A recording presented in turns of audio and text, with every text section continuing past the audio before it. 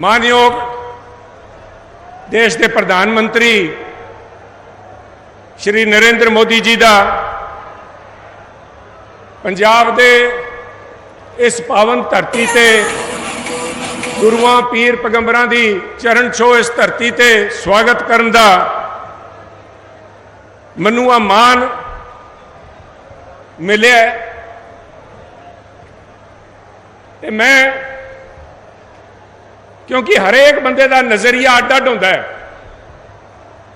अज मैं इस गल नूं अपना दोहरा मान समझदा कि मैनूं इस ऐजे व्यक्ति का इत्थे स्वागत करने का मौका मिले। मैं गुस्ताखी करूंगा। 2 मिनट चहल साहब, मैं प्रधानमंत्री जी का खन्ना साहब 1 मिनट मैं प्रधानमंत्री जी का ध्यान अपनी तरफ करूंगा, क्योंकि प्रधानमंत्री जी ने गुरुआं दी गुरबाणी दी ओ तुक जिहड़ी है, कह नानक सब तेरी वड्याई कोई नाम ना जाने मेरा। ओदे ते कम चलते हुए जदों इन्हां नूं महाराज की बख्शिश प्राप्त हुई, इन्हां ने अपनी फोटोआं नहीं लवाइयां, अपनी वड्याई नहीं की। इन्हां ने साडे साहबजादियां दी लाशां दी शहादत दा बाल दिवस के तौर पे सारे दुनिया के अंदर वो कम करके दिखाया जेड़ा कम वो धार्मिक संस्थावां जिन्हां नूं धर्म ते पंथ दा प्रचार ते प्रसार करने वास्ते बनाया गया सीगा, वो कम नहीं कर सके। वो प्रधानमंत्री मोदी जी ने साडे उन साहबजादियां दा जिहड़ा सन्मान वधाया है। अज हिंदुस्तान दे अंदर तां छड्डो, दुनिया दे अंदर जिथे भी हिंदुस्तान की एम्बेसीज है, उत्थे जदों आ पर्व मनाया जाता है, लोग पुछते ने भी ऐजे भी गुरु साहिबान होए है जिन्हां ने कहंदा सरबंस दानियां वे तेरा कौन देऊगा देना। प्रधानमंत्री जी, थोड़ी इजाजत, सारे साथियों की इजाजत नाल मैं हिंदी च मुखातब होऊंगा। प्रधानमंत्री जी, आपकी कर्म भूमि रही है पंजाब। आपने पंजाब की भावनाओं को समझा, इसलिए चलते हुए जब आपने अपने आप को गुरु की महिमा के अंदर डाल दिया कि कोई नाम ना जाने मेरा, उसकी बदौलत आज आपके विरोधी भी ये बात मानते हैं कि आएगा तो मोदी। साहब वड्याई दा पिया भी आ गई। गुरबाणी साहब,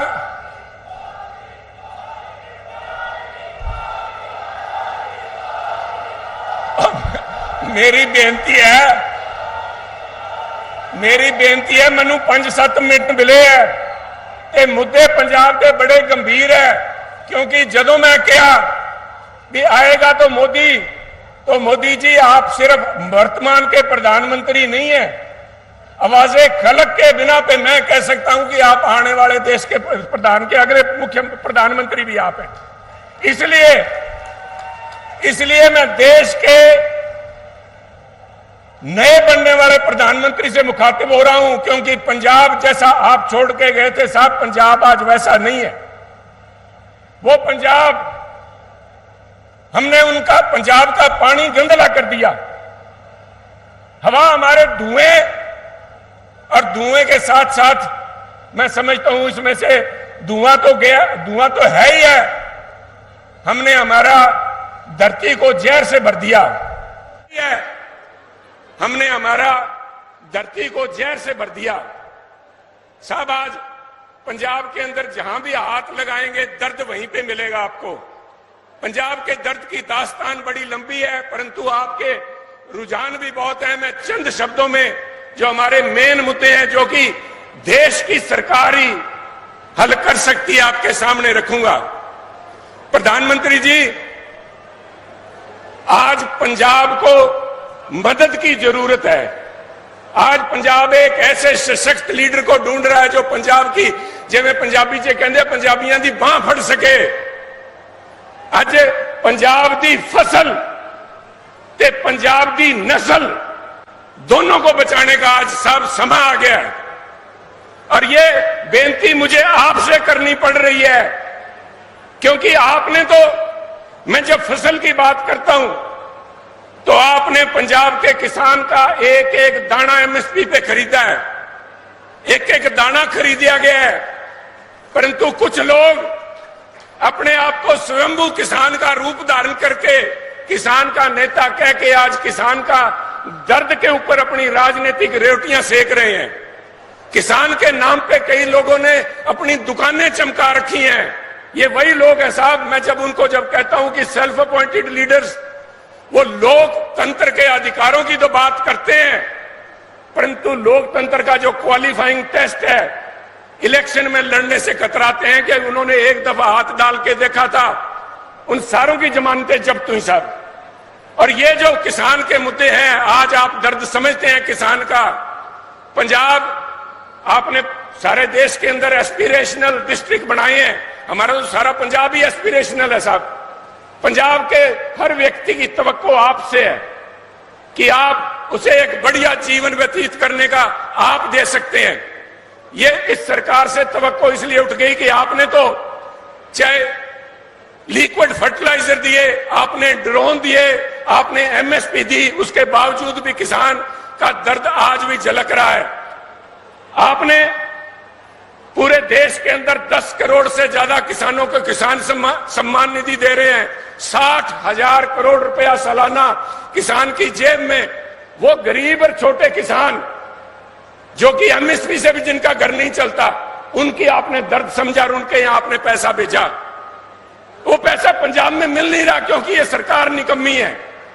ये सरकार ने अपने पास से तो क्या देना था वो भी रोक लिया। करीबन 15 लाख किसान 6,000 रुपए सालाना से वंचित हैं इस सरकार की वजह से।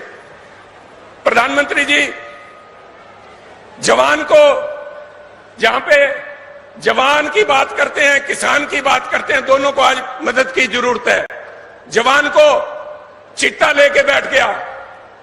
आज कांग्रेस पार्टी काले रंग से डरती है। उनके एक लीडर ने कहा, सैम पिट्रोदा जी बोलते हैं कि काले रंग वाले तो अफ्रीकन से लगते हैं, परंतु पंजाब के लोग चिट्टे रंग से डरते हैं साहब। चिट्टा जो ये स्मैक बिक रही है उससे डरते हैं। ये सरकार निकम्मी रही है साहब। सरकार के साथ साथ हमारी जो अपोजिशन, जिन्हें लोगों ने अपोजिशन आवाज एक लगाम दी थी कि सरकार के ऊपर लगाम रखे, वो कांग्रेस पार्टी, उन्होंने घुटने टेक दिए साहब, वो मिल गए। पंजाब के नौजवान, पंजाब के किसान किसी से कम नहीं, आगे बढ़ के अपनी किस्मत खुद लिख सकते हैं, परंतु पंजाब की बदकिस्मती रही है। आपको तो पता है साहब, यहां पास फिरोजपुर में सतलुज के किनारे फिरोज शाह मुद्की सबराहों के अंदर जब खालसा फौज की लड़ाई हुई अंग्रेजों के साथ, तब एक बात निकल के आई थी, जे होंदियां सरकारां दा मुल पाउंदियां, जे होंदियां सरकारां दा मुल पाउंदियां, जो सिंघां ने तेगा मारियां, एक सरकार बाजों फौजां जित के अंत नूं हारियां ने। आज पंजाब के अंदर लीडरशिप नहीं है साहब।